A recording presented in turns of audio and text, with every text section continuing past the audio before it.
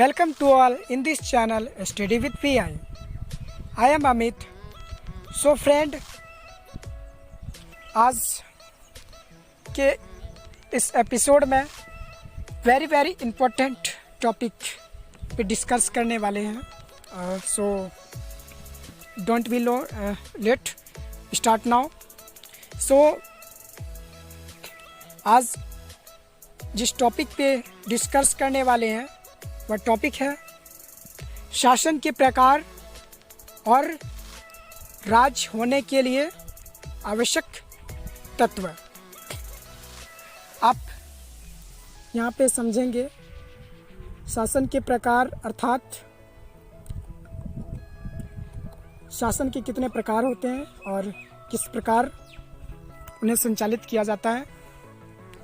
और सेकंड, राज होने के लिए अनिवार्य तत्व, आवश्यक तत्व. तो ये वेस्ट इम्पोर्टेंट है. फर्स्ट ऑफ ऑल हम स्टडी करेंगे राज होने के लिए अनिवार्य तत्व, इम्पोर्टेंट तत्व. तो फर्स्ट ऑफ ऑल देखते हैं राज.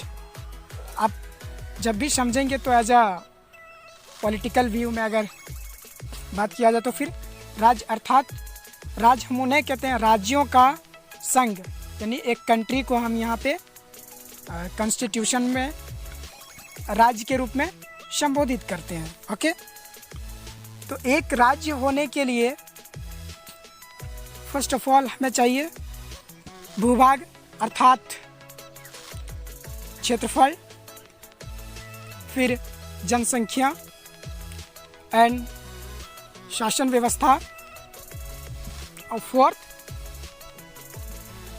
संप्रभुता, सॉवरेनिटी. ये संप्रभुता है क्या? संप्रभुता एक राज होने के लिए बेहद ही इम्पोर्टेंट वर्ड है. ये बेहद इम्पोर्टेंट है संप्रभुता. संप्रभुता अर्थात ऐसे राज्य, ऐसे हम बात करें तो ऐसा देश जो अपना आंतरिक निर्णय और वाय फैसला अर्थात आंतरिक फैसला और वाय फैसला खुद इंडिपेंडेंट होकर, स्वतंत्र होकर ले सके. ओके, जैसे भारत बात करेंगे. जब भारत में नोटबंदी की गई तो क्या भारत के प्रधानमंत्री यूएसए से इजाज़त लेने गए थे? बिल्कुल नहीं, क्योंकि ये भारत का आंतरिक फैसला है. जब भारत राफेल सौदे की बात किया गया था तो यूएसए से बात किया गया था क्या? बिल्कुल नहीं, क्योंकि ये भारत का अपना मैटर है. ओके, हम बात करेंगे क्या फॉर एग्जाम्पल के लिए क्या बिहार एक देश हो सकता है? अभी हो सकता है. तो देखेंगे जो आवश्यक तत्व हैं इनमें से कौन कौन से तत्व बिहार के पास हैं समझने के लिए हम देखते हैं. तो बिहार के पास भूभाग है, बिहार के पास जनसंख्या भी है, बिहार के पास शासन व्यवस्था भी है. लेकिन एक देश होने के लिए जो तत्व चाहिए वो नहीं है. सॉवरेनिटी नहीं है, संप्रभुता नहीं है. तो बिहार सभी फैसले खुद नहीं ले सकता, इसलिए बिहार एक राज्य है. ओके, और राज्यों का संघ भारत है. आई होप कि आप समझ गए होंगे कि कौन सी तत्व चाहिए एक इंडिपेंडेंट कंट्री के लिए. अब हम बात करेंगे शासन के प्रकार. तो ऐसे अगर हम कहें तो शासन के 5 प्रकार होते हैं: राजतंत्र, साम्यवाद, डिक्टेटरशिप, डेमोक्रेसी और रिपब्लिकन. ओके, अब हम बात करेंगे राजतंत्र की. तो राजतंत्र आप सभी को पता होगा, राजा या रानी उनके जिस क्षेत्र के वो राजा या रानी है, उस क्षेत्र में राजा या रानी दोनों में से जो भी हैं सप्ताह पे काबिज, उनके बाद उनके ही वंशज सप्ताह पे काबिज होंगे। ओके, अब हम बात करेंगे डिक्टेटरशिप अर्थात तानाशाह की। तो डिक्टेटरशिप की उत्पत्ति कैसे होती है?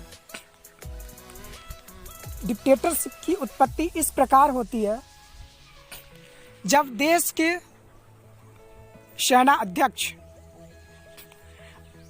अपने ही देश के जो शासन प्रमुख हैं उन्हें बंधक बनाकर वे खुद सप्ताह पे काबिज, जो वो खुद सप्ताह की बागडोर संभालने के लिए तैयार हो। तो इस प्रकार ये तानाशाह की उत्पत्ति होती है। एक तरह से ऐसे भी आप सुनेंगे, कहते हैं ना कि इस देश में तख्ता पलट हो गई, इस देश के राष्ट्रपति को इस देश के सेना प्रमुख ने उन्हें बंधक बना लिया है। फॉर एग्जाम्पल कुछ दिन पहले ही हुआ था, जिम्बाब्वे के राष्ट्रपति को जिम्बाब्वे के सेना प्रमुख ने बंधक बनाकर वे खुद सप्ताह पे काबिज हुए थे। तो इस प्रकार तानाशाह की उत्पत्ति होती है। अब हम बात करेंगे साम्यवाद। ये साम्यवाद क्या है? कम्युनिस्ट।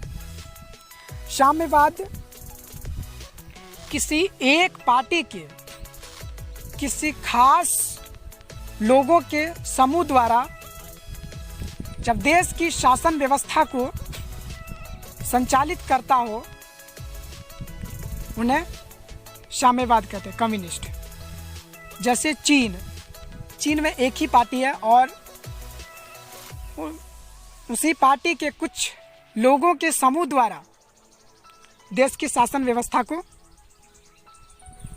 चलाया जाता है। उनके अनुसार ही देश की शासन व्यवस्था कार्य करती है। ओके, तो इस प्रकार आप समझ गए 3। अब हम समझेंगे गणतंत्र, रिपब्लिकन। गणतंत्र जिस देश में राष्ट्रपति का चुनाव हो वह देश गणतंत्र होता है।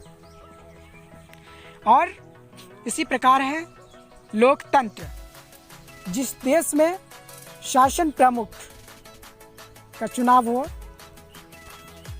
वह देश लोकतंत्र होता है। अब थोड़ा सा हम लोकतंत्र और गणतंत्र की बात कर लेते हैं। तो इस प्रकार आप समझ रहे होंगे, भारत में तो राष्ट्रपति और प्रधानमंत्री भी हैं। तो क्या भारत गणराज्य, गणतंत्र और लोकतंत्र भी है? तो बिल्कुल, भारत दोनों है। भारत में राष्ट्रपति की भी चुनाव की जाती है, अर्थात देश प्रमुख की भी चुनाव की जाती है, इनडायरेक्ट। लेकिन ध्यान रखेंगे इनका चुनाव इनडायरेक्ट होता है। और भारत में शासन प्रमुख प्रधानमंत्री का भी चुनाव होता है। प्रधानमंत्री का चुनाव भारत में डायरेक्ट किया जाता है। ओके, जनता के द्वारा। डिस्कर्स में और बात कर रहे हैं आगे। आप अगर मेरा पिछला वीडियो देखे होंगे तो उसमें भारतीय संविधान को मैंने एक्सप्लेन किया था, आप देख लेंगे, मैं डिस्क्रिप्शन बॉक्स में लिंक डाल दूंगा। तो किस प्रकार है, थोड़ा सा रीड करने की ट्राई करते हैं। हम भारत के लोग भारत को एक संपूर्ण प्रभुत्व संपन्न समाजवादी पंथ निरपेक्ष लोकतंत्रात्मक गणराज्य बनाने के लिए, देखिए आ रहा है यहाँ पे दोनों, लोकतंत्रात्मक और गणराज्य बनाने के लिए। तो भारत लोकतंत्रात्मक भी है, भारत गणराज्य भी है। भारत में राष्ट्रपति भी होते हैं जिन्हें हम औपचारिक प्रमुख कहते हैं, और भारत में प्राइम मिनिस्टर भी होते हैं जिन्हें हम शासन प्रमुख कहते हैं। ओके, राष्ट्रपति की चुनाव इनडायरेक्ट होती है और प्रधानमंत्री की डायरेक्ट। अब हम लोकतंत्र की बात करेंगे। लोकतंत्र के भी दो पार्ट्स होते हैं, दो प्रकार होते हैं, एक डायरेक्ट डेमोक्रेसी और एक इनडायरेक्ट डेमोक्रेसी। तो फर्स्ट हम डिस्कस करेंगे डायरेक्ट डेमोक्रेसी अर्थात प्रत्यक्ष लोकतंत्र। तो प्रत्यक्ष लोकतंत्र क्या है? जिस देश की जनता स्वयं देश की शासन प्रणाली किस प्रकार से चलाई जाए, ये देश की सभी जनता मिलकर अगर बनाती है तो ये डायरेक्ट डेमोक्रेसी के अंतर्गत आता है। और जस्ट अपोजिट हम इनडायरेक्ट डेमोक्रेसी की बात करेंगे जो अभी भारत है, क्योंकि डायरेक्ट डेमोक्रेसी भारत जैसे बड़े देशों में संभव नहीं है। इतनी जनसंख्या है कि 130 करोड़ जनता इतना एक साथ बातें करे या फिर एक साथ ऐसा कोई पार्लियामेंट भी नहीं बन सकता है इतना बड़ा कि पूरी जनसंख्या आ जाए। तो ये सभी छोटे ये जो डायरेक्ट डेमोक्रेसी है प्रत्यक्ष लोकतंत्र ये छोटे छोटे देशों के लिए है जहाँ पे जनसंख्या उतनी आबादी उतनी नहीं हो, जैसे स्विट्जरलैंड हो गया, फिर ब्रिटेन वेटिकन सिटी। अब हम बात करेंगे इनडायरेक्ट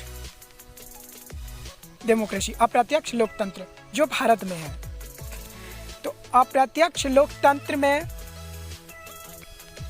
जनता के द्वारा प्रतिनिधि क्या होता है, 10 लाख की आबादी पे उन्हीं क्षेत्रों में से एक प्रतिनिधि चुनकर भेजा जाता है मेंबर ऑफ पार्लियामेंट में। ओके, 10 लाख की आबादी पे भेजा जाता है।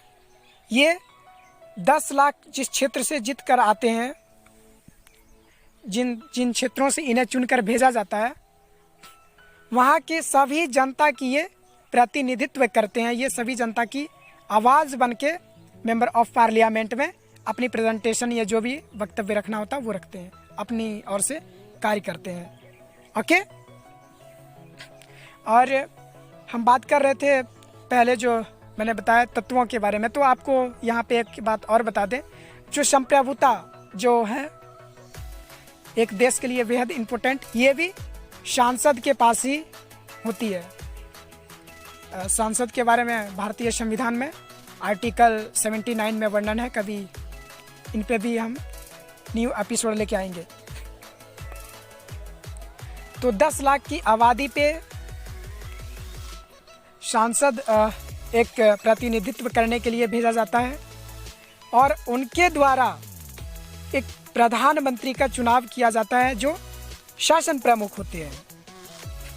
अब इनमें भी 2 प्रकार के हैं।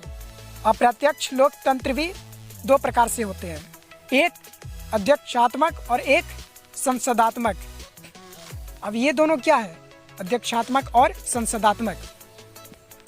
तो अध्यक्षात्मक डेमोक्रेसी में क्या होता है, जिस देश के औपचारिक प्रमुख अर्थात देश प्रमुख और शासन प्रमुख राष्ट्रपति और प्रधानमंत्री नहीं, सिर्फ एक ही व्यक्ति के पास हो, औपचारिक प्रमुख भी एक ही व्यक्ति हो और शासन प्रमुख भी संवैधानिक प्रमुख ही एक ही व्यक्ति हो, तो ऐसे देश अध्यक्षात्मक लोकतंत्र में अध्यक्षात्मक डेमोक्रेसी में आते हैं। Okay, for example USA, America में प्रधानमंत्री नहीं है, अमेरिका में सिर्फ राष्ट्रपति होते हैं। वे देश प्रमुख भी वही हैं और शासन प्रमुख संवैधानिक प्रमुख भी वही है। क्लियर? अब हम बात करेंगे इनमें भी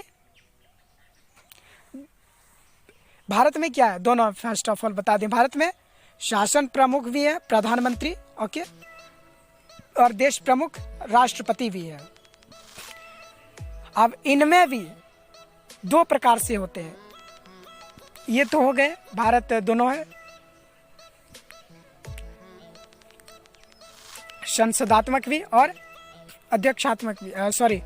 भारत जो है संसदात्मक है, क्योंकि संसदात्मक में दोनों आते हैं, राष्ट्रपति और प्रधानमंत्री भी। अध्यक्षात्मक लोकतंत्र उसी देश में होते हैं जहाँ पे सिर्फ एक ही व्यक्ति शासन प्रमुख भी होते हैं और वास्तविक प्रमुख भी होते हैं। तो भारत संसदात्मक लोकतंत्र है। अब संसदात्मक लोकतंत्र में भी दो पार्ट्स होते हैं, दो कैटेगरी होते हैं, एक एकात्मक और एक संघात्मक। तो ये एकात्मक और संघात्मक क्या है, इन्हें समझने की कोशिश करते हैं। तो एकात्मक अगर हम कहें भारत क्या है, एकात्मक है या संघात्मक है, तो यू नो हम सभी जो है संघात्मक कहेंगे। एकात्मक में क्या होता है, जिस देश में अलग अलग शासनकर्ता न हो, जैसे फॉर एग्जांपल देश के शासनकर्ता प्रधानमंत्री हो और उस देश के अंदर जो राज्य हैं, राज्य के शासनकर्ता कोई दूसरे हो। ओके, तो इस प्रकार फॉर एग्जांपल देश के, जैसे भारत के शासन प्रमुख प्रधानमंत्री और कोई एक राज्य ले लें तो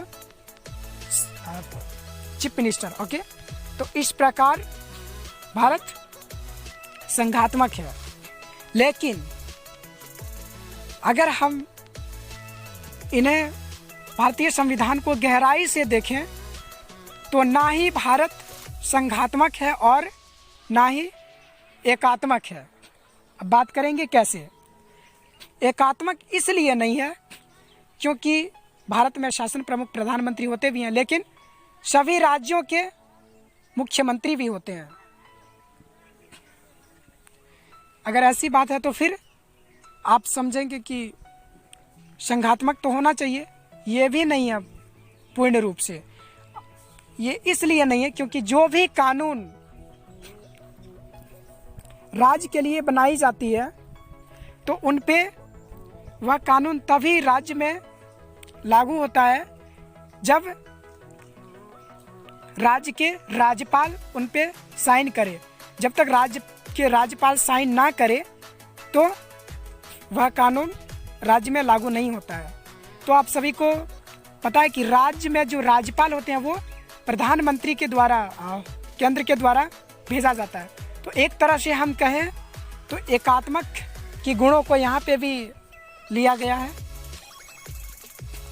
और जो देश के लिए जो कानून बनाए गए हैं, अगर कोई राज्य ऐसा चाहे कि हम इन्हें अपने देश में, अपने राज्य में लागू ना करें, कोई सीएम चाहे भारत के अंदर, तो ये संभव नहीं है।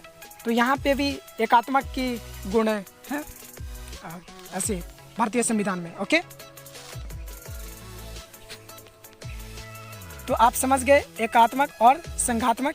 तो भारत अर्धसंघात्मक और एकात्मक दोनों की स्वरूप है। हम कहें तो 80% संघात्मक और 20% एकात्मक है। जैसे इमरजेंसी, अगर इमरजेंसी जैसी स्थिति हो तो राज्य सरकार की सभी अधिकार जो है ये भारत सरकार के पास हो जाती है, वो अपने अंडर कर लेती है सारी शासन व्यवस्था को। ओके,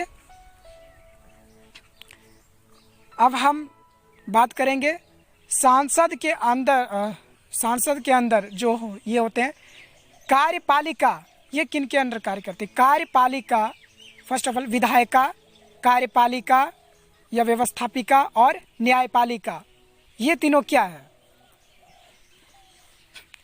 आई होप आप एकात्मक और संघात्मक समझ गए होंगे। तो अब हम बात करेंगे जो संविधान के 4 महत्वपूर्ण स्तंभ होते हैं उनके बारे में,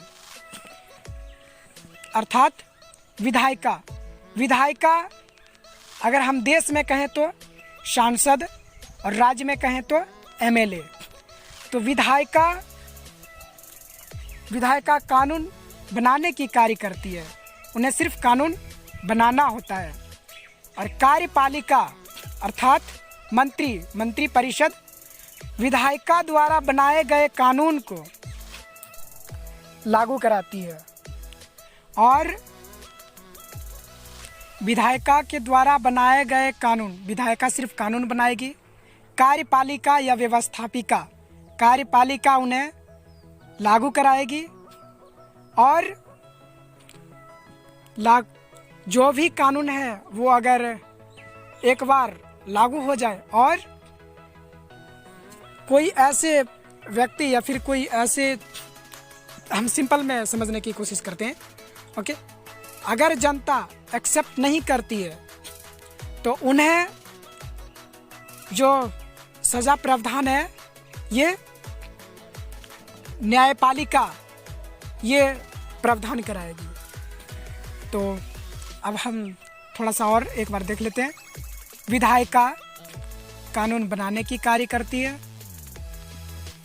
कार्यपालिका विधायिका के द्वारा बनाए गए कानून को लागू करने की कार्य करती है, और न्यायपालिका कार्यपालिका के द्वारा लागू किए गए कानून अगर कोई जनता मानने के लिए तैयार नहीं है तो फिर न्यायपालिका उन्हें जो प्रावधान में सज़ा है वो सज़ा प्रक्रिया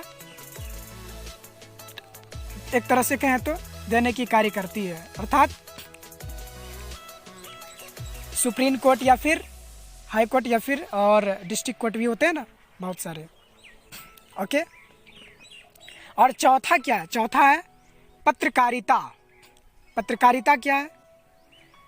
विधायिका, कार्यपालिका या न्यायपालिका अगर इन सभी के द्वारा किसी भी प्रकार से, जैसे कार्यपालिका अगर हम एग्जाम्पल में देते हैं, कार्यपालिका मंत्री परिषद ये होते हैं और इनके अंदर बहुत सारे ये आते हैं ना, एसएसपी, डीएम। तो अगर किसी भी प्रकार से एक तरह से कहें तो भ्रष्टाचार या एक प्रशासनिक कार्य में शक्ति ना करती है तो फिर उन्हें पत्रकारिता की ये जिम्मेवारी है कि वो उन्हें देश के सामने उजागर करे और देश के सामने इन सभी तथ्यों को रखे और देश को एक जो सख्त कानून की आवश्यकता है उन पे बनाए रखे। ये पत्रकारिता इनका जिम्मेवारी है, ओके। अब हम कहेंगे सांसद के अंदर ऐसे कहेंगे कार्यपालिका, क्या आप सभी जानते होंगे, कार्यपालिका सांसद के अंदर जो है कार्यपालिका सभी विधायिका की उत्तरदायी होती है।